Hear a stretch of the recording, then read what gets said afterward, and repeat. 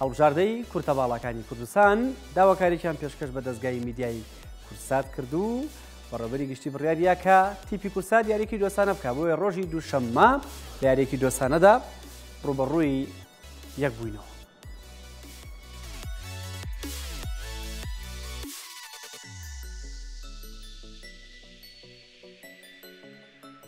ڕۆژی دووشەمە لە یاریگای بەرزایەکانی سلێمانی تیپی کورتە باڵەکان و دەستگای میدیای کورسات ڕوبەڕووی یەکتر بوونەوە.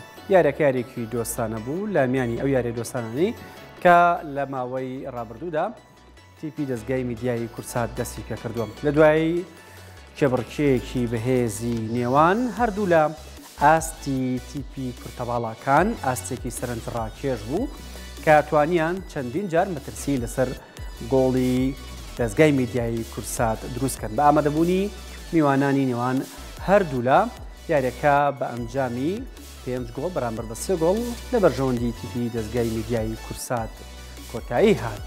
لەو یاریەدا یاریزانانی هەڵبژاردەی کورتە باڵەکان کە لە ناوچە جیاوازەکانەوە بۆ یاریەکە ئامادە بوون توانای خۆیان بە بەرزی بهێڵنەوە و زۆری نەما بوو کە سەرکەوتنیش تۆمارکەن.